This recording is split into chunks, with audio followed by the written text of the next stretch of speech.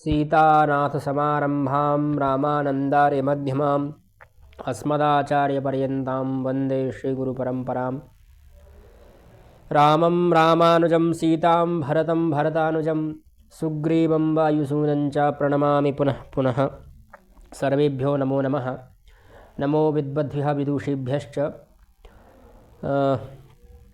स्वास्थ्य प्रतिकूल है, थोड़ा परीक्षा में समीप आने वाली है तो इस प्रकार से कुछ दोष भी हैं, पर विषय थोड़ा गंभीर है और इस विषय पर बहुत कम लोग बोले हैं। जहाँ तक मुझे अच्छी, कल मैंने एक अच्छे प्रसिद्ध संत थे, उनकी भी मैंने सुनी, तो उन्होंने भी इसके विपरीत ही बोला। जैसी मैं अपेक्षा कर रहा था उनसे उन्होंने नहीं बोला। तो बहुत ज़रूरी हो गया था कि हमें भी कुछ बोलना पड़े। यद्यपि वह सब विद्वान लोग हैं, उनके हम मत को खंडित नहीं कर सकते हैं। उन्होंने जिस प्रकार से कहा उस प्रकार से खंडन योग्य तो नहीं है, पर हम उस विषय को इतना सरलता से नहीं समझ सकते हैं। यह विषय बहुत ही जटिल है। देखिए, शास्त्र जो है वह आपके समझने योग्य तब हो सकता है जब आपके पास कोई अच्छा आचार्य हो, और वह स्वयं एक आचार्य हैं। तो रामानुज संप्रदाय के थे वह, तो उनके बारे में हम क्या कहें। ठीक है, सभी सम्माननीय हैं, आदरणीय हैं, उनके विरोध में नहीं जाएंगे, पर थोड़ा और वह और अच्छा हो सकता था वह विषय। देखिए, देवताओं का बड़ा प्रश्न उठता है कि देवता 33 करोड़ हैं अथवा 33 कोटि हैं। तो इस विषय में जो है सबसे पहली जो मत चला है, जिसने बुद्धि दौड़ाई है अपनी, वह था एक शो आता था सोनी टीवी पर, तेनाली रामा। मुझे नहीं पता सोनी पर आता था, कहाँ आता था इसको आप परिवर्तित कर सकते हैं पर एक सीरियल में उन्होंने तेनाली रामा ने ही कहा था संभवतः कि 33 कोटि देवता हैं। और कोटि का अर्थ अगर हम प्रकार भी स्वीकार कर लेते हैं कि मान लीजिए कोटि का अर्थ प्रकार है, तो 33 प्रकार कौन कौन से हुए, यह प्रकार बताइए। आप यह कह रहे हैं कि मान लीजिए रुद्र बता रहे हैं, अथवा आप वसु बता रहे हैं, है ना, आदित्य बता रहे हैं, अथवा जो अश्विनी कुमार हैं, अथवा प्रजापति और इंद्र बता रहे हैं, तो यह प्रकार थोड़ी हुए, यह तो उनके भेद, वह नाम हो गए। प्रकार तो इस प्रकार से होंगे कि जैसे आदित्य है, फिर एक आदित्य गण हो गया, एक रुद्र गण हो गया, एक हमारा वसु गण हो गया, और एक अश्विनी कुमार गण हो गया। तो 4 ही तो गण हुए, यही 4 ही तो प्रकार हुए। यानी इनके उपभेद क्या हैं, इनमें उपभेद और भी तो हैं। ये तो आपने उपभेद को जोड़कर 33 कर दिया है। तो यह विषय जितना सरल दिखता है उतना सरल है नहीं, यह बहुत ही कठिन विषय है, जटिल विषय है। इस पर सभी विद्वान एक मत नहीं है, ना ही तो शास्त्रों में भी कहीं कहीं अलग अलग जगह देखने को मिलता है, अलग अलग संख्या। ऐसा क्यों है वह भी मैं बता देता हूँ, नहीं आप लोग सोचें कि इतना मतभेद क्यों है। मतभेद इसलिए है कि कल्प भेद हरि चरित्र सुहाए। हर कल्प में थोड़ा थोड़ा चरित्र परिवर्तित हो ही जाता है भगवान का, कुछ ना कुछ चीज़ें ऐसी देखने में आ ही जाती हैं। जैसे रामायण है, अब रामायण के भी आप संस्करण उठाइए कोई से भी, तुलसीदास जी की रामायण में और वाल्मीकि कृत रामायण में, ये नहीं कहूँगा कि बहुत अंतर है, पर कुछ अंतर देखने को मिलेंगे, है ना। ऐसे ही कोई और रामायण उठा लीजिए, चाहे रघुवंश जो है कालिदास जी का, उसमें भी देखेंगे तो थोड़ा अंतर आएगा। सीता परित्याग इत्यादि जो घटना है वो सब समान है, वहाँ की सब थोड़ा बहुत अंतर आ ही जाता है। कुछ घटना वो बढ़ा देते हैं, कुछ घटा देते हैं। कभी कल्पना के आधार पर चलता है, कुछ कवियों को दिव्य दृष्टि से देखते हैं तो हो सकता है वो किसी और कल्प की रामायण देख रहे हैं। जैसे अभी हम यहाँ बैठे हैं, हो सकता है किसी और ब्रह्मांड में रामचरित चल रहा हो, और यहाँ के किसी दिव्य कवि ने, जिसके पास दिव्य दृष्टि है, उसने उसको देख लिया और वह अपने काव्य में उतार दे। तो हम ये नहीं कहेंगे कि उसने गलत रामायण लिखी है, यह एक वास्तविक रामायण है, पर किसी दूसरे ब्रह्मांड की है, दूसरे जगह की है। उसी प्रकार से हमारे यहाँ पर भी, हमारे इस सृष्टि में भी नई नई उत्पत्ति होती रहती है, प्रलय आती रहती है। तो उस दृष्टि से यहाँ भी कुछ चीज़ें बदला जाती हैं, कुछ चीज़ें स्थिर रहती हैं। सप्तऋषि हैं वह बदला जाते हैं हर बार, है ना। देवता इत्यादि इंद्रादि भी बदला जाते हैं, सब जीव की ही श्रेणी में आते हैं। यह हम जो हैं, हम ही अगर पुण्य वगैरह कर लें थोड़े ज़्यादा, तो हम ही कुछ अगले देवता बन जाएंगे। ठीक, हम तो नहीं बन पाएंगे, हम तो नरकगामी ही हैं क्या। पर जो अच्छे धर्मज्ञ लोग हैं, धर्मशास्त्र निष्णात हैं, धर्मानुसार आचरण रखते हैं, वे लोग अवश्य ही कुछ ना कुछ देवताओं के देवता बनेंगे ही। अभी देखिए, अगले बलि हैं वह अगले देवराज बनेंगे, है ना। अभी वर्तमान में जो है पुरंदर नामक व्यक्ति इंद्र बने हुए हैं। तो ऐसे अलग अलग कल्पों में अलग अलग व्यक्ति पदों पर आसीन होते रहते हैं। उसी प्रकार से देवता की संख्या निश्चित नहीं होती है, इसी कारण से, क्योंकि कुछ देवता कम रह जाते हैं, कुछ ज़्यादा रह जाते हैं।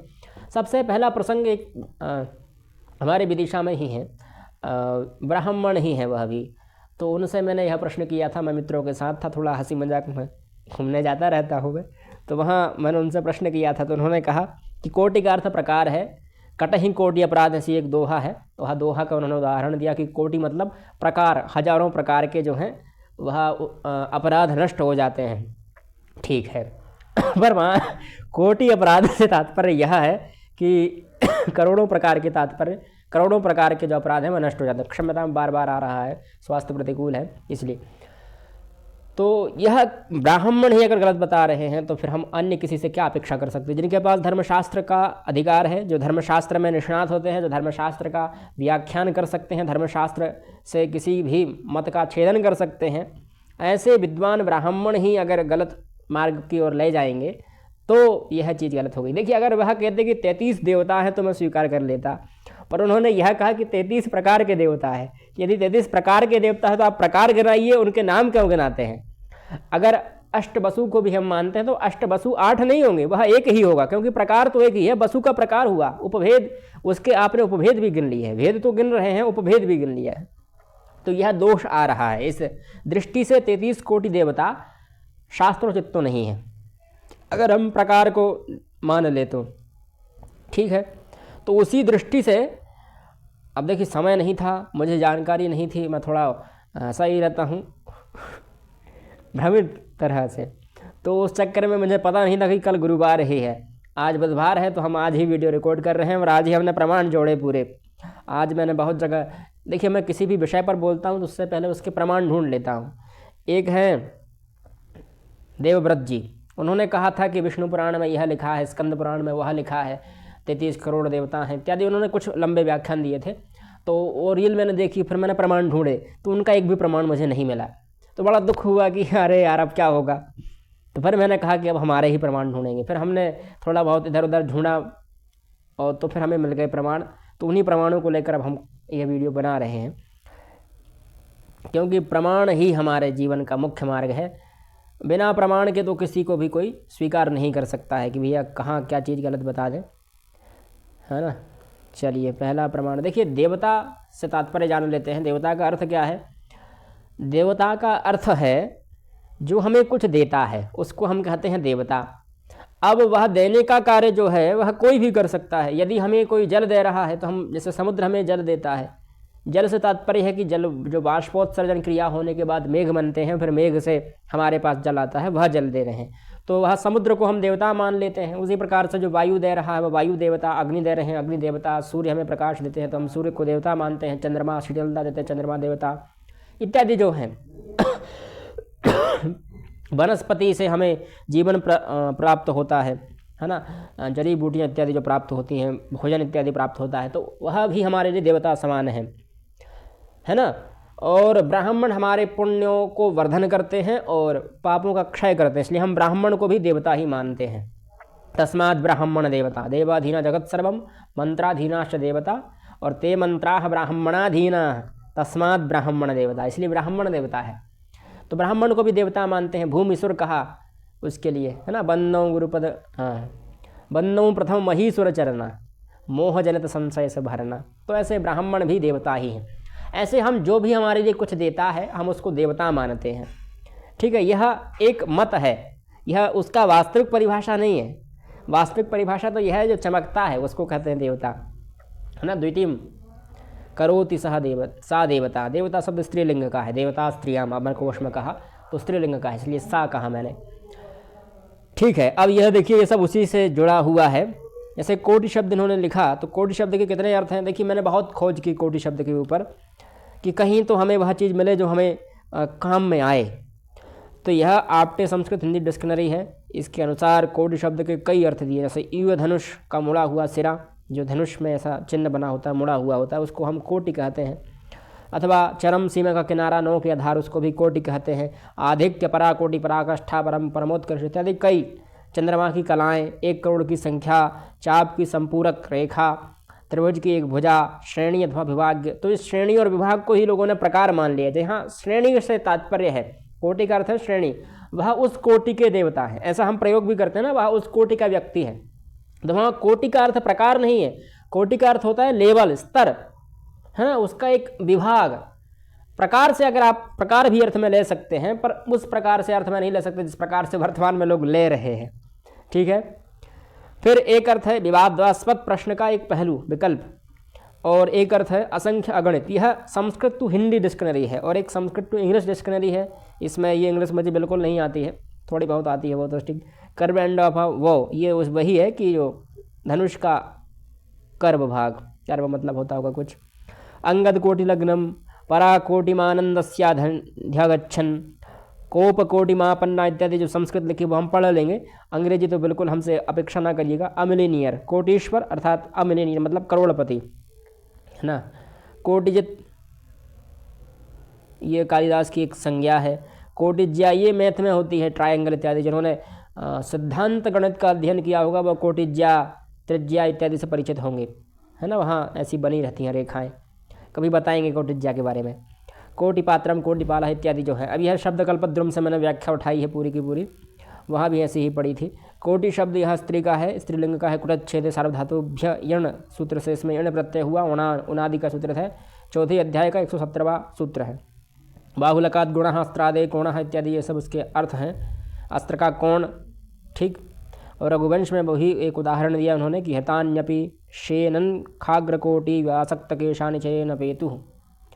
शतलक्ष संख्या, शतलक्ष संख्या मतलब करोड़ तो वही अर्थ है यहाँ।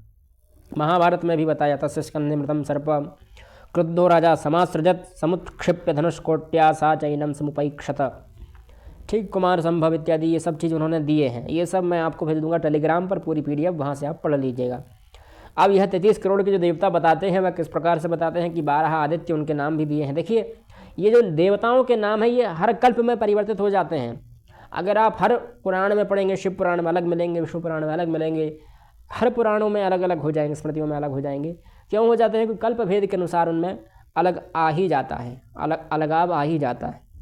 कोई दोष नहीं है, वह अलग अलग प्रकरण है, विभाग है ना। जिस कल्प में जिसकी महत्ता उसके अनुसार उसके देवता देवी होंगे। फिर अष्टवसु हैं, 11 रुद्र हैं इत्यादि, जो 2 अश्विनी कुमार हैं, और कुछ लोग प्रजापति और इंद्र को मानते हैं नासत्य और दस्र के स्थान पर, है ना। ये सूर्य के ही पुत्र हैं, नासत्य और दस्र। देखिए यह प्रकरण आया कहाँ से, मैंने वह चीज़ उठाई है। यह प्रकरण आया है बृहदारण्यक उपनिषद से। ठीक। यहाँ याज्ञवल्क्य गार्गी का प्रसिद्ध संवाद भी है। उसी में एक शाकल्य ऋषि थे और उनके मत में, और शाकल्य ऋषि ये व्याकरण वाले भी हैं ना। शाकल्य और याज्ञवल्क्य जी के मध्य में संवाद हुआ तो शाकल्य ऋषि ने 5 बार पूछा था कि कितने देवता हैं, कितने देवता हैं, कितने देवता हैं, कितने देवता हैं, कितने देवता हैं। हो गए 5 बार। तो उसी प्रकार से उन्होंने 5 बार में 5 अलग अलग उत्तर दिए थे। किन्होंने? याज्ञवल्क्य जी ने। याज्ञवल्क्य जी ब्रह्मर्षि ऋषि हैं, सामान्य ऋषि नहीं है। याज्ञवल्क्य ऋषि वही हैं जिन्होंने भारद्वाज ऋषि को रामचरित का उपदेश दिया, रामचरित सुनाया, रामायण रामचरितमानस के अनुसार। वही है ना याज्ञवल्क्य। तो वही जिनको याज्ञवल्क्य कहा गया, वहाँ पर थोड़ा भ्रंश हो जाता है हिंदी में। वही याज्ञवल्क्य ऋषि के अनुसार देवताओं की अलग अलग संख्या बताई गई है। तो याज्ञवल्क्य ऋषि के मत से यहाँ देवताओं की संख्या अलग अलग होती है, इसलिए आप कह नहीं सकते कि इस कल्प में इतने ही निश्चित देवता होंगे। 33 करोड़ से अधिक ही देवता हो जाएंगे अगर हम गिनने को बैठे तो, पर और कम नहीं होंगे, है ना। तो 33 देवता मानना यह तो शास्त्रोचित नहीं है। हमारे बुंदेलखंड में तो जो है अपशिष्ट पदार्थ जहाँ हम फेंकते हैं उसकी तक पूजा होती है विवाह कार्य में, है ना। तो यह और भी कई हैं, जैसे कुल देवता हैं, ग्राम देवता हैं, लोक देवता हैं, कुल देवियाँ होती हैं सबकी अलग अलग। तो उस दृष्टि से भी कई देवी देवता हो जाते हैं। तो अगर हम गिनने बैठे तो और भी, जैसे हर जगह के क्षेत्रपाल होंगे इत्यादि कई चीज़ें हैं, वो सब अगर गिनने बैठे तो हो जाएंगे, 33 करोड़ तो हो ही जाएंगे, है ना। वृक्षादियों में भी अलग अलग देवता का निवास बताया गया है। हाँ, तो ऐसे गिन सकते हैं हम, है ना। कम नहीं पड़ेंगे हमारे भगवान देवता। ठीक। यहाँ देवताओं की बात हो रही है। ईश्वर जो है वह नित्य है, शाश्वत है, सनातन है, वह एक है ना, परब्रह्म जिसे हम कहते हैं, उसमें कोई द्वैत नहीं है, वह ऐसा नहीं है कि अलग है ना, उसके कोई भिन्न भेद प्रभेद नहीं है, वह तो एक ही है। हाँ, उसके कुछ जिसकी जैसी श्रद्धा है वह उस रूप में, उस भाव से उनको देखता है, और दूसरा उनमें कोई भेद देखने को नहीं मिलेगा। तो अब देखिए, जो विप्र ने गलती की, हाँ, हमारे नगर के जो ब्राह्मण थे उन्होंने जो गलती की उसको अब एक विप्र ही सुधारने का प्रयास कर रहा है ना। ब्राह्मण का दायित्व ही है कि जो शास्त्र के प्रतिकूल, जो शास्त्र के विरुद्ध आचरण हो रहे हैं उनको या तो शक्ति हो तो रोके, उनके विरुद्ध बोले, है ना, उनके विरुद्ध प्रतिक्रिया दे, समाज में जागृति लाए। तो उसी मार्ग पर हम लगे हुए हैं। ठीक, यह प्रत्येक हिंदू का दायित्व है कि सनातन की जो रीढ़ है वर्णाश्रम धर्म, उसके अनुसार अपने आचरणों का पालन करें, है ना। ये वर्णाश्रम पर भी हम एक और विस्तृत वीडियो बनाएंगे, अभी बनाई थी तो उस पर एक हमारे विरुद्ध में कुछ लोग चले गए थे, इंस्टाग्राम पर डाल रहे थे, यद्यपि हमें जानकारी नहीं थी उस विषय की, हमारे कुछ मित्रों ने सूचना दी तो हमने उसकी आईडी को बंद करवा दिया था तुरंत ही। क्योंकि अगर आप, मैंने शास्त्रार्थ की भी चुनौती दी थी कि अगर शास्त्रार्थ के लिए तैयार हो तो आप आए, कहने लगे वो वीडियो हटाइए जो धीरेन्द्र कृष्ण शास्त्री जी पर बनाई थी। तो मैंने कहा नहीं, वो तो संभव नहीं है, पर अगर वो शास्त्रार्थ इत्यादि के लिए मानते तो हम भी तैयार थे, उनसे कुछ चर्चा कर लेते उस विषय में, हमारा भी ज्ञानवर्धन हो जाता। पर ठीक है, अभी मुख्य विषय पर आते हैं। विषय इतर बहुत सारी बातें हो जाती हैं मेरे मुख से।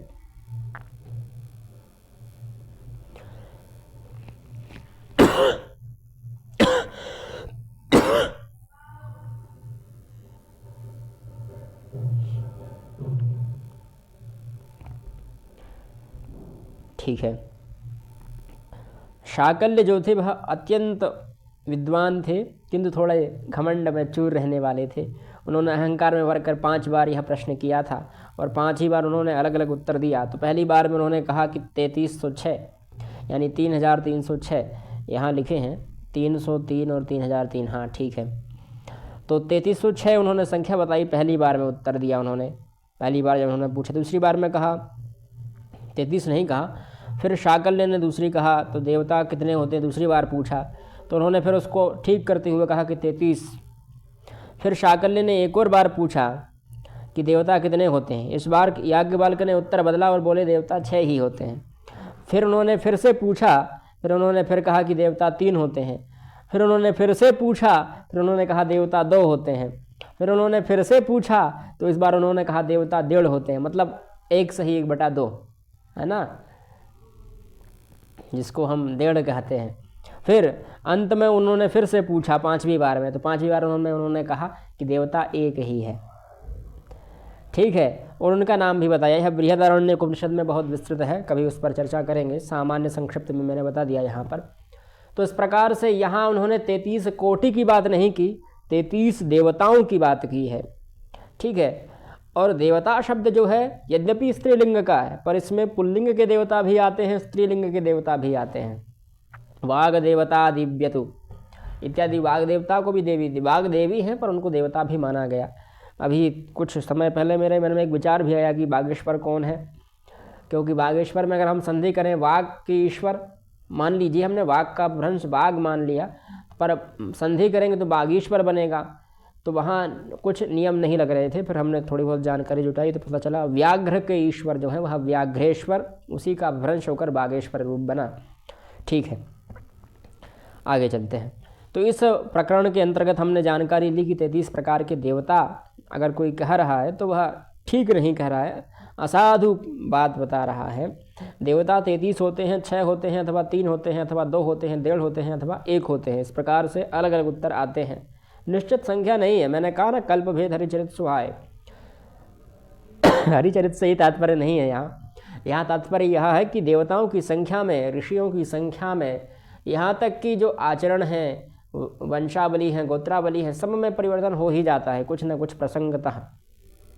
ठीक, अब देखिए कई देवताओं का वर्णन आता है, उन देवताओं का वर्णन वेदों में है। मैं श्रुति प्रमाण दे रहा हूँ आपके लिए, न कि शास्त्रोक्त प्रमाण दे रहा हूँ। शास्त्रोक्त भी दे देंगे हम, ऐसी कोई वो नहीं है। श्रुति प्रमाण दे रहे हैं कि श्रुति में एक, जैसे मैत्राणी संहिता के दूसरे कांड के प्रपाठक 8 में यह बताया, अनुवाक 3 में, यहाँ अग्नि देवता, मंत्र मैं नहीं पढ़ूंगा, वाद देवता मतलब वायु देवता, सूर्य देवता, चंद्रमा देवता, वसु मतलब वसु थे, उसका बहुवचन का रूप बना वसवः, और उत्व हो गया वहाँ विसर्ग को, तो वसवो देवता, रुद्रा देवता, ये रुद्र वही है एकादश रुद्र, आदित्य मतलब वही द्वादश आदित्य, मरुतो देवता, तो मरुत की संख्या में थोड़ा मतभेद है, वेदों में इनको 63 के करीब बताया है और शास्त्रों में इनको 49 कहा गया। चलिए मरुत 49, अट्टहास, कभी गर्जा इत्यादि रामचरितमानस में भी है।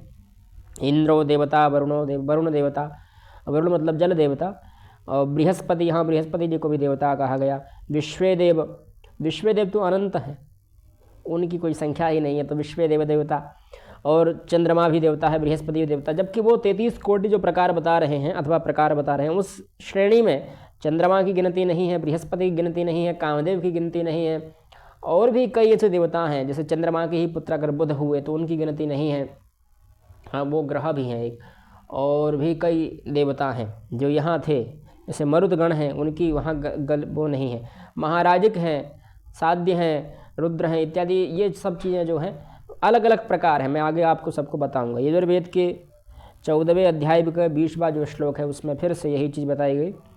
यहाँ भी बृहस्पति, वरुण इत्यादि जो सबका नाम बताया गया है। यहाँ भी अग्नि, वायु, चंद्रमा आदि का नाम है, और वहाँ अग्नि, वायु, पृथ्वी इत्यादि का नाम नहीं है। हमने तो पृथ्वी को भी देवता ही माना, देवी माना ना।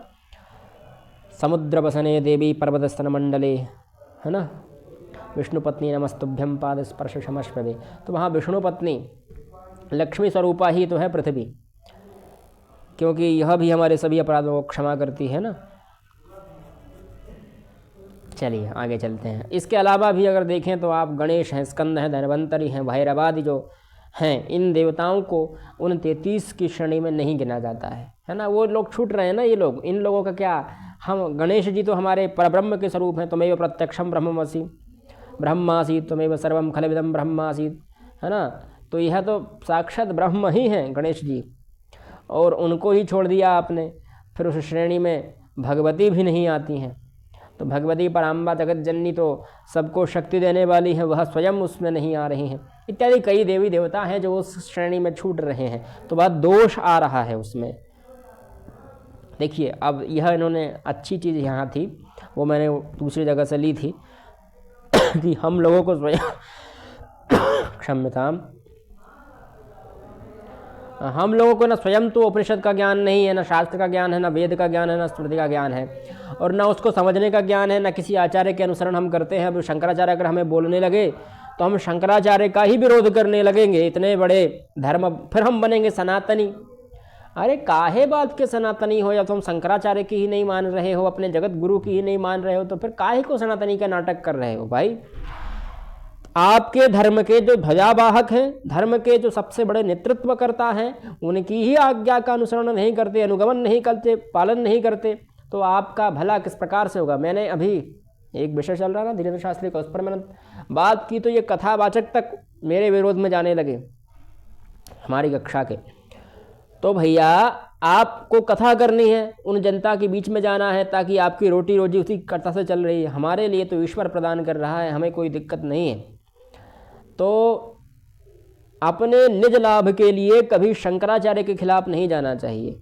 शंकराचार्य से तात्पर्य यह नहीं है कि जो व्यक्ति विशेष के लिए मैं तात्पर्य कर रहा हूँ, जैसे शास्त्र प्रतिष्ठित करता है उसको दायित्व दिया है उन लोगों ने, उन ईश्वर ने, शास्त्रों ने, श्रुति ने, तो वह उसी का अनुगमन कर रहे हैं, और हमारा धर्म है कि हम उनका अनुगमन करें। यदि नहीं कर सकते तो उनका विरोध भी मत बोलिए, पर आप विरोध भी कर रहे हैं और फिर अपने आप को सनातनी बताते हैं, हिंदू बताते हैं। किसके हिंदू?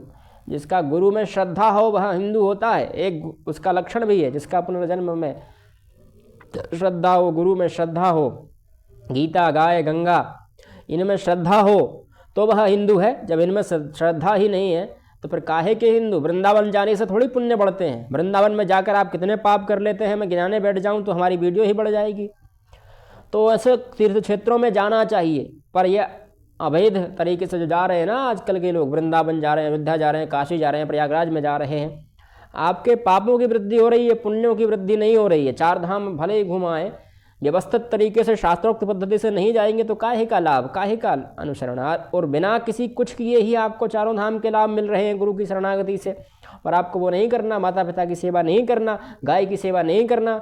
अरे जो लोग, मान लीजिए किसी कथावाचक, मैं नाम नहीं लूँगा, पर ऐसे ऐसे कथावाचक भी हैं वर्तमान समय में जिनकी कथाओं में 10-10, 20-20 लाख संख्या आ रही है, लोग आ रहे हैं। उन्होंने आज तक अपने मंच से यह नहीं कहा कि गाय को राष्ट्रमाता घोषित की जानी चाहिए, गाय का जो मांस विक्रय हो रहा है विदेशों में वह चीज़ घटनी चाहिए। वर्तमान सरकार में बीफ जो है उसकी कितनी मांग बढ़ी है विदेशों में, और यहाँ से ट्रांसपोर्ट हो रहा है, निर्यात किया जा रहा है वर्तमान सरकार में, और हम इसको हिंदुवादी सरकार मानते हैं। तो यह दोष है। उनको देखिए आप कि जो कथावाचक अपने निज लाभ के लिए, केवल पैसों के लिए कथा कर रहे हैं, उनका कोई सनातन से तात्पर्य है ही नहीं। सनातन धर्म संसद भले ही बना लें आप, पर जब तक गौ माता राष्ट्रमाता घोषित नहीं हो जाती, जब तक गाय का रक्त इस धरती पर गिरता रहेगा, तब तक इस देश का, इस विश्व का उत्थान होना संभव ही नहीं है। हमारे पुरी वाले शंकराचार्य जी को देखिए कि उन्होंने अपने छत्र चमर जो भी हैं सबको त्याग दिया है, सिंहासन त्याग दिया उन्होंने, क्योंकि जब तक इस उनसे पहले वाले जो शंकराचार्य थे उन्होंने ही त्याग दिया था। उन्होंने तो अपने गुरु की आज्ञा का पालन किया, निष्ठा देखिए उनकी। और हमारे जो यहाँ के ज्योतिष पीठाधीश्वर शंकराचार्य हैं, उन्होंने यात्रा निकाली, पर कोई उनके साथ में गया नहीं। इतने बड़े बड़े जो कथावाचक हैं वो लोग क्यों नहीं जाते उनकी कथाओं, उनके इस यात्रा में? वो क्या आपका अपमान करते वहाँ पर? अतिथि थे आप, तो अतिथि देवो भव की वह बात मानते वहाँ पर आप लोग जाना ही नहीं चाहते, धर्म के उस कार्य में नहीं जाएंगे। फिर कहेंगे हमने गौशाला खोल ली है, अब दान दीजिए हमारे लिए। गौशाला में 4 गाय रखेंगे और उन गायों को किस प्रकार से रख रहे हैं कोई देखने वाला थोड़ी है। बस दिखा दिया कि आपने गौशाला हमने रखी है तो दान मिल जाएगा, उसी बहाने दान मिलेगा, वो आपके ऊपर खर्च कर रहे हैं, आप अपना लग्जरी लाइफ जी रहे हैं। क्या कहते हैं वो नई नई गाड़ियाँ आती हैं ना, वो BMW इत्यादि, उनमें घूम रहे हैं, पर कोई भला काम नहीं कर रहे, धर्म का काम नहीं कर रहे उस धन से। मैंने उदाहरण भी दिए थे कि आप लोग ऐसी अनधिकृत ज़मीनों पर केस करिए जहाँ पर अनधिकृत कब्जा है ना, जो हिंदुओं की थी उनके ऊपर गलत तरीके से कब्जा हुआ, उनके ऊपर आप केस दायर करिए, क्योंकि आपके पास तो पैसा है, वकील है, सामर्थ्य है, राजनीतिक पक्ष है। हम लोगों के पास नहीं है ये चीज़, होती तो आज बहुत कुछ चीज़ें बदल गई होती। तो यह सब चीज़ें जो हैं कि आपको धर्म का ज्ञान नहीं है, इसलिए किसी को भी सुनी सुनाई बातों पर विश्वास ना करें, ठीक है। कुछ चीज़ें सुनने पर विश्वास में नहीं आती हैं। जैसे जिसने कभी दुनिया में जापान नहीं देखा होगा, उसको हम कहेंगे कि जापान है, तो वह कहेगा नहीं जापान मैंने देखा नहीं, तो मैं कैसे स्वीकार कर लूँ। उसी प्रकार से ईश्वर है, ईश्वर को भी जिसने अनुभव नहीं किया, अगर आप उससे ईश्वर के बारे में कहेंगे तो वो कैसे विश्वास कर लेगा। जिसको गुरुनिष्ठा नहीं है उससे आप बात करेंगे तो वह कैसे गुरुनिष्ठा पर विश्वास कर लेगा। इसीलिए जब तक अगर आपने वह चीज़ नहीं देखी है तो यह बात थोड़ी है कि नहीं होगा। जैसे मैं अभी तक क्या कहें अमेरिका नहीं गया, तो इसका तात्पर्य यह थोड़ी है कि अमेरिका नहीं है, अमेरिका है, उसका अस्तित्व है कि नहीं है।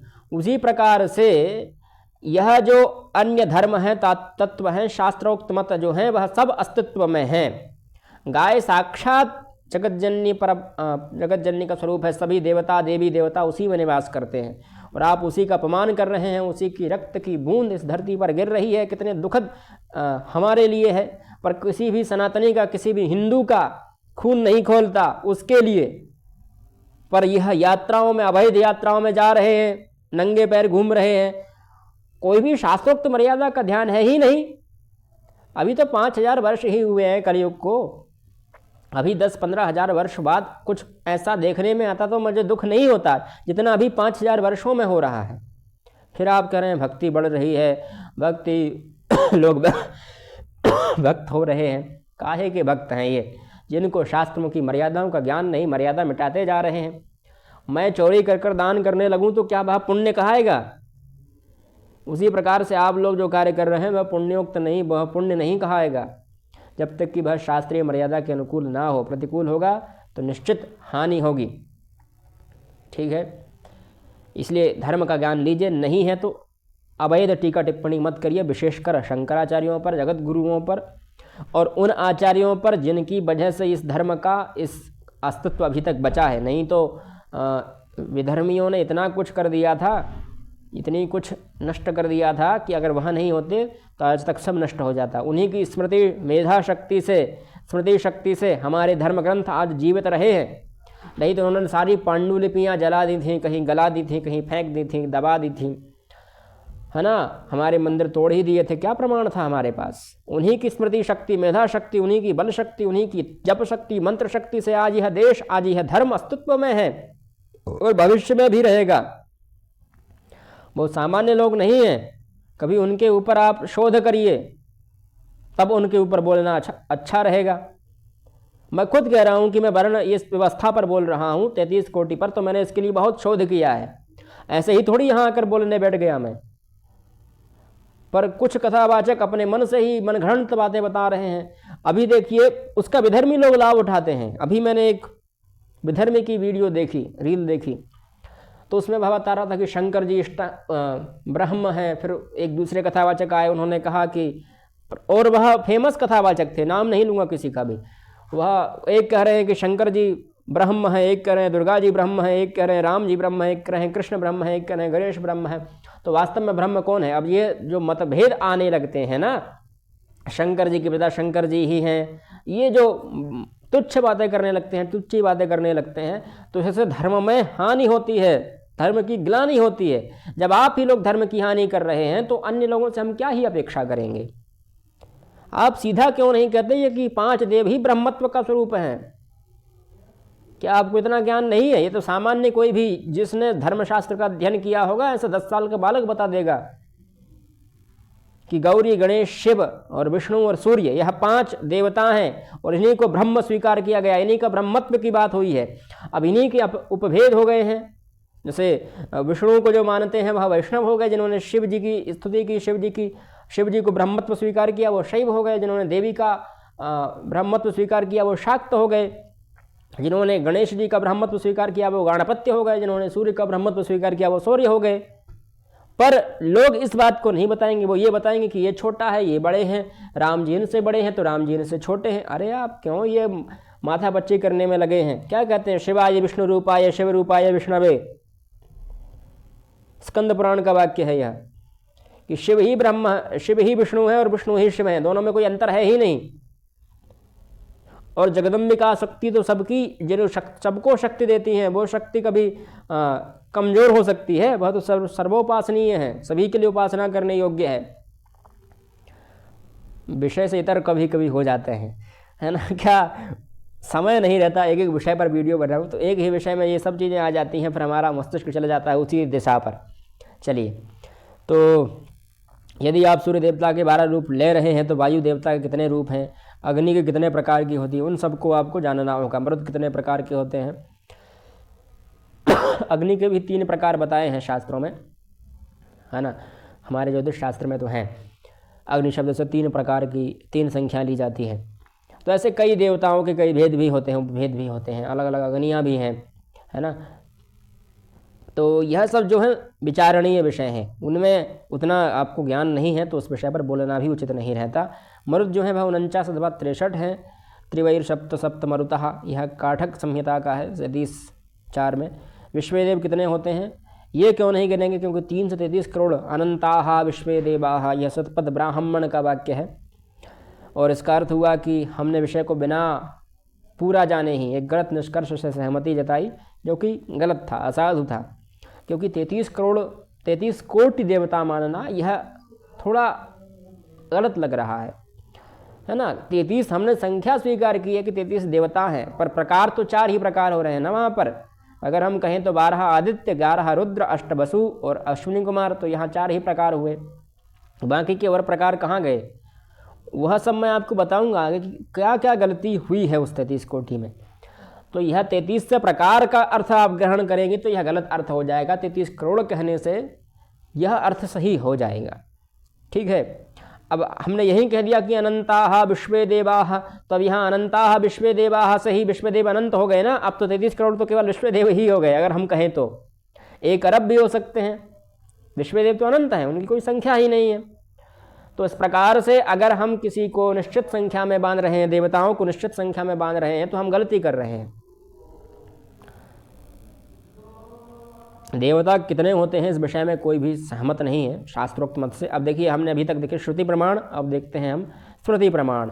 यह है महाभारत का 63 सहस्राणि 63 शतानि च 63 च देवानां सृष्टि संक्षेप लक्षणा। देवानाम है, षष्ठी बहुवचन रूप है। हाँ, देवताओं की सृष्टि जो है वह 33,000 भी है। 63 सहस्राणि यानी 33 सहस्र, 33,000। 63 शतानि च यानी 3300। 63 मतलब 33 और शतानि मतलब 100 और 63 यानी 33। यह संक्षेप लक्षण यानी संक्षेप में कहा यहाँ, और व्यास जी की वाणी है यह, इस पर संदेह नहीं होगा। और इसके लेखक भी गणेश जी हैं, तो यहाँ विचारणीय विचार नहीं है। तो यहाँ स्पष्ट कह दिया कि 33,000 भी हैं, 3300 भी हैं और 33 भी लक्षण होते हैं। यहाँ एक उन्होंने अनुमानित बताया है कि 33 भी मान सकते हैं, 3300 भी मान सकते हैं, 33,000 भी मान सकते हैं। और एक और बात भी विचारणीय है कि यदि देवता और असुरों के मध्य में लड़ाई हुई, देवासुर संग्राम हुआ, तो वहाँ क्या 33 देवता ही लड़ रहे थे एक तरफ से, है ना? या फिर कभी और भी ऐसा कुछ, जैसे समुद्र मंथन हुआ तो वहाँ 33 देवता ही खींच रहे थे वासुकी की पूंछ, है ना? तो ऐसे कई जगहों पर आपको और भी मतभेद देखने को मिलेंगे। अगर आपने 33 संख्या स्वीकार कर ली तो। और मरुदगण कौन होते हैं आपको पता है? ये फोर्स है इंद्र की, ये इंद्र के साथ रहने वाले, इंद्र के साथ ही हैं। ये अस्त्र शस्त्र से सुसज्जित होते हैं और यह इनका नाम ही है, लड़ने वाले योद्धा हैं ये मरुदगण। क्षम्यता। अब वह मरुदगण की आप संख्या गिन नहीं रहे हैं, तो यह दोष उत्पन्न हो रहे हैं। मत्स्य पुराण में देखिए, मत्स्य पुराण में भी यही कहा कि 63 सहस्राणि देवाः सोमम पिबन्ति। वही सोम मतलब सोम रस भी कह सकते हैं, सोम अथवा अमृत की भी कह सकते हैं, कि उन्होंने 63, यहाँ भी 33,000 का ही वर्णन मिलता है मत्स्य पुराण में, 126वां अध्याय 64वां श्लोक, कि इस प्रकार से 33,000 ही मानिए। अब कोटि का अर्थ प्रकार ही होगा। यह किस आधार पर आपने कह दिया? इसका कोई प्रमाण है, कोई आधार है कि यहाँ इन्होंने कोटि का अर्थ भेद लिया, प्रकार लिया, प्रभेद लिया? प्रत्यक्ष है कि देवता जो है वह एक स्थिति है, योनि है, जैसे मनुष्य हैं, पशु हैं, स्थाम्बर हैं, जंगम हैं, जो हैं वनस्पति हैं, ये सब योनियाँ हैं। ऐसे ही देवता की भी एक योनि है। मैं पहले ही बता चुका हूँ कि आप भी पुण्य कर्म थोड़े अर्जित कर लें, कुछ यज्ञ हवन कर लें, ज्योतिष्टोम इत्यादि यज्ञ कर लें, तो आप भी देवता की उपाधि ग्रहण कर सकते हैं अगले जन्म में, अगले कल्प में। पर उतना हमारे पास सामर्थ्य नहीं है, और विशेषकर कलयुग का थोड़ा बाहुल्य भी है वर्तमान में। अब बहुत सारी ऐसी चीज़ें हैं जो शास्त्रोक्त मत से नहीं है, पर क्या करें? जैसे घर के अंदर शौचालय नहीं होना चाहिए, पर आज लगभग 98% भारतीय लोग घर के अंदर ही हैं, भारतीयों के। तो यह दोष है, उससे सारी क्रियाएं नष्ट हो जाती हैं। और दूसरा कि गाय शुद्ध जो हैं, है ना, जो वेद लक्षणा गायें हैं, उनके गोबर से लिपी हुई भूमि पर कुछ अनुष्ठान, हवन, पूजन इत्यादि करना चाहिए।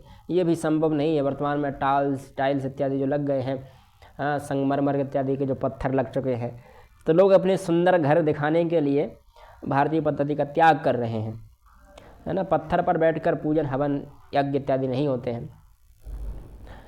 अब जैसे भारतीय, अमेरिकी, अफ्रीकी, रूसी, जापानी आदि कई कोटियाँ हैं, श्रेणियाँ हैं, है ना, प्रभेद हैं, जिनमें से इतने कोटि यानी करोड़ सदस्य हैं। जैसे भारतीय कितने हैं तो 140 करोड़ हैं, अमेरिकन कितने हैं तो हम कह देंगे कि 50 करोड़ हैं, मान लीजिए, मुझे नहीं जानकारी कितने हैं। अफ्रीकन कितने हैं तो 100 करोड़ अफ्रीकन मान लीजिए। रूसी कितने हैं तो 30 करोड़ रूसी मान लीजिए। जापानी कितने तो 3 करोड़ जापानी मान लीजिए। तो यहाँ 5 श्रेणियाँ हो गई, एक भारतीय, एक अमेरिकी, एक रूसी, एक जापानी, और एक और कौन सी थी, अफ्रीकी। ये 5 श्रेणियाँ हो गई। इन 5 श्रेणियों में अलग अलग संख्या बताई मैंने। तो यहाँ श्रेणी तो 5 ही हुई, प्रकार तो 5 ही हुए, कोटि तो 5 ही हुई। यहाँ हम उन संख्याओं को थोड़ी ग्रहण करने लगेंगे कि अगर भारतीय 140 करोड़ हो गए और अमेरिकी 100 करोड़ तो 240 करोड़ यह हो गए, है ना। फिर अफ्रीकी हो गए 100 करोड़। हाँ, तो इस प्रकार संख्या गिनते गिनते तो बहुत संख्या हो जाएगी। इस प्रकार से हमें भी जानकारी नहीं है, स्पष्ट होता थोड़ा अपन कर लेते विचार। अब देव योनि मात्र 33 देव ही नहीं आते हैं, इसके अलावा और भी बहुत सारे हैं। जैसे मणिभद्र आदि अनेक यक्ष हैं, चित्ररथ है, तुम्बरु आदि गंधर्व भी हैं, उर्वशी, रंभा इत्यादि अप्सराएं भी हैं, अर्यमा आदि जो पितृगण हैं, है ना। पितृयों में भगवान अर्यमा हैं, भगवान ने गीता के 10वें अध्याय में कहा ना। वशिष्ठादि सप्तऋषि हैं, सप्तऋषि भी परिवर्तित होते रहते हैं। कश्यपादि प्रजापति हैं, वासुकी आदि नाग हैं। इस प्रकार से और भी कई जातियाँ होती हैं देवों में। तो 200-3 हज़ार के तो प्रत्यक्ष अंगुली पर गिनाए जा सकते हैं। तो इस प्रकार से हम कह नहीं सकते कि 33 ही देवता हैं। ठीक है। प्रमुख देवताओं के अलावा कई अन्य देवदूत भी हैं और वह अलग अलग कार्य करते हैं, मानव जीवन को किसी न किसी रूप में प्रभावित भी करते हैं। इनमें से कई ऐसे देवता हैं जो आधे पशु और आधे मानव रूप में भी हैं, और आधे सर्प आधे मानव रूप में भी हैं। ये सब लोग आप जानते ही होंगे। सभी देवी देवता धरती पर अपनी शक्ति से कहीं ना कहीं आया जाया करते हैं। यह भी मान्यता है कि संभवतः मानवों ने प्रत्यक्ष रूप से देखा है और इन्हें अनुभव भी किया है। बहुत सारे लोगों को ऐसा देखने में आता है। हाँ, हमारे पिताजी ने ही चंद्रमा के प्रत्यक्ष दर्शन किए हैं। तो यह देवता, अगर आप में इतना सामर्थ्य है, बल है, ऐसे कई साधु संत हैं, महात्मा हैं, तो वह लोग दर्शन कर लेते हैं। कई महात्माओं की, जो राजेंद्र दास जी हैं, वह बताते रहते हैं। अभी तो थोड़ा हम उनसे भी नाराज़ चल रहे हैं। ठीक है, वो हमारे नजी मत है, उस विषय में अलग थी, उस चक्कर में नाराज़ हैं। पर वो बताते रहते हैं कि कितने महान संतों ने दर्शन किए हैं ईश्वर के अथवा देवताओं के, है ना। तो यह उनके इष्ट के दर्शन हो जाते हैं। जैसे काकभूषुंडी जी ने ही राम जी के कितनी बार दर्शन किए और उनके साथ क्रीड़ाएं की, खेल किया, लीलाएं की। ये सब सामान्य नहीं है, ये भी एक प्रकार से रोमस ऋषि हैं। वो भी कितने महान ऋषि हैं, काकभूषुंडी जी के गुरु हैं वो। अन्य देव भी हैं, जैसे ब्रह्मा हैं, विष्णु हैं, शिव हैं, गणाधिपति गणेश हैं, कार्तिकेय हैं, धर्मराज हैं, चित्रगुप्त हैं, आर्यमा हैं, हनुमान जी हैं, भैरव हैं, बनादि हैं, अग्निदेव हैं, कामदेव हैं, चंद्र हैं, यम हैं, हिरण्यगर्भ हैं, शनि हैं, सोम हैं, ऋभु हैं, ऋत हैं, द्यौ है, सूर्य, बृहस्पति, वाग, काल, अन्न, वनस्पति, पर्वत, धैनु, इंद्राग्नि, सनकादि और गरुड़, अनंत, वासुकी, तक्षक, कर्कोटक, पिंगला, जय, विजय, मातरिष्पन और त्रिप्राप्य, अज, एकपाद, आप, अहिर्बुध्य, अपान्नात, त्रिप, वामदेव, कुबेर, मातृक, मित्रावरुण, ईशान, चंद्रदेव, बुध, शनि आदि। इनमें कुछ आदित्य और रुद्र, वसु इत्यादि सब मिलाए गए हैं, तब ये मिलाकर इन्होंने लिखे हैं, है ना। हमारे टंकन वाले जो हैं लिखने वाले, उन्होंने थोड़ी इसमें कुछ और देवताओं को भी मिला दिया, वो मैं देख कर समझ गया। जैसे अहिर्बुध्य हैं, अजपाद हैं, अज हैं, एकपाद हैं इत्यादि जो रुद्र के भेद हैं। विष्णु हैं और इंद्र जो हैं वो आदित्य इत्यादि में आ जाते हैं। देवियों में भी दुर्गा हैं, भगवती सती हैं, पार्वती हैं, लक्ष्मी जी हैं, सरस्वती जी हैं, भैरवी हैं, यमी हैं, यमी मतलब यमुना जी हैं, पृथ्वी हैं, पृथ्वी का मैंने पहले ही बताया था, पूखा हैं, आप मतलब जल देवता हैं, सविता हैं, उषा हैं, औषधि हैं, अरण्य हैं, ऋतुस्त्वष्टा, सावित्री, गायत्री, श्री, भूदेवी, श्रद्धा, सची, दिति, अदिति, 10 महाविद्या और जो हमारी रिद्धि सिद्धियाँ हैं ना, वो भी तो सब हैं। ये सब चीज़ें कैसे भूल जाएंगे आप लोग, इन लोगों की गणना तो हो ही नहीं रही है। तो 33 प्रकार के देवताओं में इनकी गणना होगी तब हम स्वीकार करेंगे ना। जब इनकी गणना ही नहीं होगी तो हम कहाँ से इनको भूल ही जाएंगे।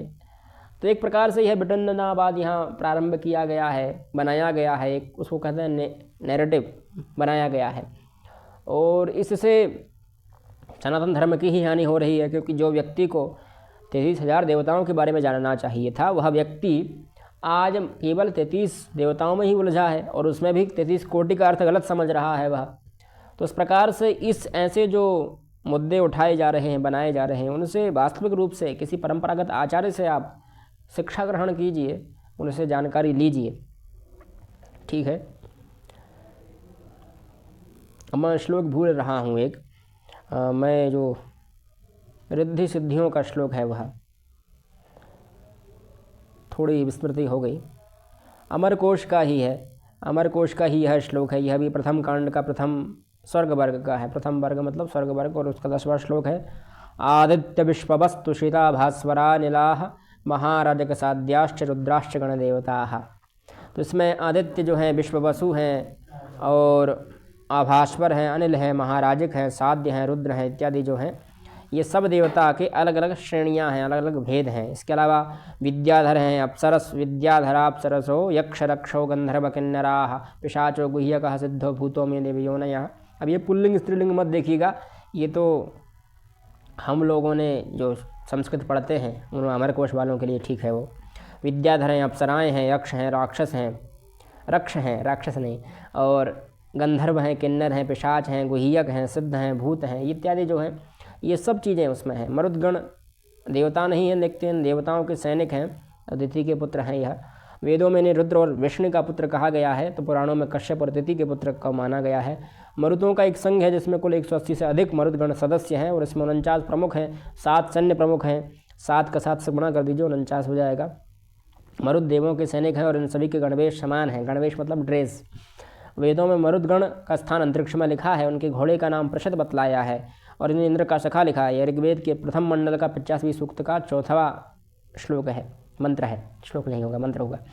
पुराणों में इन्हें वायुकोण का दिक्पाल माना गया है और यह अस्त्र शस्त्र से सुसज्जित होते हैं और विमान भी इनके पास होते हैं, है ना। और ये सैन्य वाला जो चीज़ होता है उसको सुनने में मुझे जोश आ जाता है। ये महाभारत अगर किसी को पढ़ने को मिले ना तो महाभारत पढ़ कर आदमी को जोश आने लगता है। अगर भारतीय लोग महाभारत पढ़ते रहते ना आज, तो उनकी यह दशा नहीं होती जैसे बांग्लादेश और कश्मीर में हुई। महाभारत का अध्ययन करिए। तो मरुतों के नाम यह हैं अवाह, प्रवाह, संवाह, उद्वाह, विवाह और परिवाह, परावाह जो हैं, और यह वायु के नाम भी हैं। इसके अलावा ये 7 निम्न जगह विचरण करते हैं, जैसे ब्रह्मलोक, इंद्रलोक, अंतरिक्ष, भूलोक की पूर्व दिशा, भूलोक की पश्चिम दिशा, भूलोक की उत्तर दिशा और भूलोक की दक्षिण दिशा। इस तरह कुल 49 मरुत हो जाते हैं जो देव रूपों में देवों के लिए विचरण करते हैं। ठीक है। 12 साधि देव जो हैं वह हनुमंता, प्राण, नर, वीर्य, यान, चित्ती, हय, नय, अंश, नारायण, प्रभव और विभु। यह 12 साधि देव हैं जो दक्षपुत्री और धर्म की पत्नी साधि से उत्पन्न हुए हैं। इनके नाम कहीं ना कहीं इस तरह मिलते हैं जैसे मनस, हनुमंता, विष्णु, मनु, नारायण, तापस, निधि, निमि, हंस, धर्म, विभु और प्रभु। 64 अभास्वर हैं। तमोलोक में 3 देव निकाय हैं, अभास्वर, महास्वर, महाभास्वर और सत्य महाभास्वर। ये देव भूत, इंद्रिय और अंतःकरण को वश में रखने वाले होते हैं। इसके अलावा 12 यामदेव हैं, यदु, ययाति, देव, ऋतु, प्रजापति आदि जो हैं यामदेव हैं। 10 विश्वदेव हैं। यह 10 विश्वदेवों का उल्लेख मिलता है पुराणों में। अंतरिक्ष में एक अलग ही लोक है और 30 तुषित हैं। 30 देवताओं का एक ऐसा समूह जो अलग अलग मनमंत्रों में जन्म लिया था। स्वरोचिष नामक द्वितीय मनमंत्र में देवतागण पर्वत और तुषित कहलाते थे। फिर 220 महाराजिक हैं। इसके अलावा और भी हैं। तो इस निष्कर्ष क्या निकलता है कि वेदों में जो कोटि शब्द का अधिकतर लोगों ने करोड़ समझा, अथवा यह मान लिया कि 33 करोड़ देवता हैं, अथवा 33 का अर्थ प्रकार उन्होंने प्रभेद मान लिया, भेद मान लिया, प्रकार मान लिया, तो यह दोनों ही अनुचित हैं। करोड़ भी नहीं कह सकते हैं, प्रकार भी नहीं कह सकते हैं, है ना। वह अलग अलग प्रकरण में अलग अलग हैं। हम यह कह सकते हैं कि 33 देवता हैं, 3300 देवता हैं, 33,000 देवता हैं, 33 करोड़ देवता हैं। इस प्रकार से उनकी एक निश्चित संख्या कह पाना यह एक प्रकार से साधु नहीं माना जाएगा। 33 प्रकार के होते हैं, यह कहना भी सत्य नहीं है, साधु नहीं है। और पदार्थ अलग अलग होते हैं, देवी देवता भी अलग होते हैं। यह सही है कि देवी देवता 33 करोड़ नहीं होते हैं, अथवा 33 करोड़ से हम करा भी सकते हैं, उनकी गणना की जाए तो कहीं ना कहीं 33 करोड़ हो सकते हैं। और देवी देवताओं की संख्या जो है करोड़ों में नहीं तो हजारों में तो ज़रूर है, क्योंकि हमने अनंताः विश्वे देवाः पढ़ लिया, तो वहाँ से हम यह भी बता सकते हैं कि अनंताः विश्वे देवाः से यह भी स्पष्ट हो रहा है कि करोड़ों विश्व देव हैं। तो इसका तात्पर्य यह भी है कि 33 करोड़ देवताओं में कहीं ना कहीं उनका स्थान भी है, तभी तो 33 करोड़ देवी देवता कहा। तो इस प्रकार से एक शब्द का अर्थ कई अर्थ होते हैं। मैंने अभी आपको बताया कितने अर्थ थे उस वहाँ पर। तो इस प्रकार से एक शब्द के संस्कृत में कई अर्थ होते हैं। वहाँ संयोग को विप्रयोगश्च नियम लग जाता था साहित्य दर्पण का। जिन्होंने साहित्य का अध्ययन किया हो संस्कृत में तो वो लोग जानते ही होंगे। तो इस प्रकार से एक ही शब्द के कई अर्थ होते हैं। सारंग शब्द है उसके कई अर्थ हैं, और हरि शब्द है उसके कई अर्थ हैं। वन शब्द है, वन का अर्थ जल भी होता है, वन का अर्थ पर्वत भी, जंगल भी होता है। तो यह जो है कई अर्थ आ जाते हैं। अरुण का अर्थ रक्त भी होता है, अरुण का अर्थ लालिमा भी है, अरुण का अर्थ इंद्र जो सूर्य के सारथी हैं उनका नाम भी है, अरुण एक क्रियापद भी होता है। तो ऐसे अरुण के कई अर्थ हो जाते हैं, है ना। एक ही शब्द के कई अर्थ होने लगते हैं, वो संयोग विप्रयोग इत्यादि से कई जगह पर अर्थभेद देखने को मिल जाते हैं। तो ऐसे हम एक कोटि का अर्थ यह नहीं कर सकते कोटि का अर्थ निश्चित करोड़ ही होगा, अथवा कोटि का अर्थ प्रकार ही होगा। यदि हम प्रकार मानेंगे तो 33 प्रकार के देवता गिनाइए, और करोड़ मानेंगे तो हम करोड़ देवता तो गिना सकते हैं ना। तो प्रकार कहना तो बिल्कुल ही अनुचित है। करोड़ कह देना तो खैर हम मान लेंगे कि उचित है, क्योंकि हम एक प्रकार से सिद्ध कर सकते हैं करोड़ तो। पर प्रकार सिद्ध करने के लिए थोड़ा और अध्ययन की आवश्यकता है। कहीं ना कहीं यह प्रकार जो है वह गलत है, क्योंकि 33 से ज़्यादा प्रकार के देवता हैं और फिर उनकी संख्या भी अलग अलग है। यह कहना गलत है। किसी भी सीरियल को देखकर अपने धर्म का अनुकरण मत कीजिए, अनुगमन मत कीजिए कि ऐसा ही धर्म होगा हमारा। सीरियल में बहुत सारी चीज़ें गलत बताई जाती हैं। जैसे एक सोनी टीवी पर एक सीरियल आया था सूर्यपुत्र कर्ण, उसमें इतना उसको महिमा मंडन कर दिया गया कर्ण का, जबकि उसका चरित्र आप पढ़ेंगे महाभारत में तो आपको ज्ञात होगा, पर उसका महिमा मंडन कर दिया गया, यद्यपि कुछ धर्म विरोधी होगा ही। लेकिन सीरियल के लेखक कौन होते हैं वो हमें नहीं जानकारी। जो लेखक हैं वो देखा करिए कि लेखक कौन है, उसका प्रोड्यूसर कौन है, एडिटर कौन है, इत्यादि जो चीज़ें हैं वो सब देखने योग्य होती हैं। कहीं ना कहीं इन लोगों का हाथ होता है धर्म के विरुद्ध कार्य करने में। जैसे एक उदाहरण दूँ मैं, छपाक एक फिल्म आई थी, उसका जो प्रतिनायक था यानी जो शत्रु था, जिसने लड़की पर तेजाब फेंका था, वो विधर्मी था, पर उस फिल्म में उसको हिंदू बताया गया। बाकी किसी को ये जानकारी नहीं है, ज्ञान नहीं है, पर धर्म के विरुद्ध किस प्रकार से जहर फैलाया जाता है वो आप इस एक छोटे से उदाहरण से समझ सकते हैं। तो ये तो सीरियल तो वैसे चलते ही रहते हैं और सीरियल को देखकर लोग जल्दी समझ जाते हैं। एक हमारे यहाँ आए थे फिलिप, शिवानंद फिलिप, विदेश के ही थे वो। उन्होंने बताया कि अगर आपको भारतीय संस्कृति को फैलाना है, भारतीय शास्त्रों को फैलाना है, भारतीय संस्कृत को फैलाना है, तो आपको नाटकों का अनुगमन करना पड़ेगा। क्यों अनुगमन करना पड़ेगा? क्योंकि नाटक देखकर लोग जल्दी समझ जाते हैं। जितना लोग दुष्यंत और शकुंतला को जानते होंगे उतने लोग भरत को नहीं जानते होंगे, शांतनु को नहीं जानते होंगे, है ना, धृतराष्ट्र को, दुर्योधन को, युधिष्ठिर को, इन लोगों को नहीं जानते होंगे जितना दुष्यंत और शकुंतला को जानते हैं। क्योंकि अभिज्ञान शाकुंतलम इतना प्रसिद्ध हो गया, जितना रोमियो और जूलियट को जानते होंगे उतना किसी अन्य व्यक्ति को नहीं जानते होंगे, क्योंकि वो नाटक प्रसिद्ध हुए। तो जो नाटक प्रसिद्ध होते हैं, क्योंकि नाटक के माध्यम से आपकी जो संस्कृति है वह पहुंचती है। तो कालिदास जी ने बहुत बड़ा यह कार्य किया कि अभिज्ञान शाकुंतलम लिखा, नहीं तो हमारी भारतीय संस्कृति को लोगों तक पहुंचाने में बड़ा ही कष्ट हो जाता। तो इस प्रकार से मैं आग्रह करता हूं कि आप लोग भी कोई नाटक वगैरह लिखना चाहें तो लिखें, पर शास्त्रानुकूल लिखिएगा। प्रतिकूल लिखेंगे तो उसमें हमारी ही हानि होगी। और हम भी लगे हैं कोई प्रयास में, अच्छा सा नाटक मिलेगा, विषय मिलेगा तो बनाएंगे, कोई लिखेंगे फिर उसकी मंचन इत्यादि भी करवाएंगे विदेशों में भी और अपने देश में भी, तभी वह आप तक पहुंचेगा। मिलते हैं अगली वीडियो में, अगले एपिसोड में। तब तक के लिए जय तु संस्कृतम, जय तु भारतम।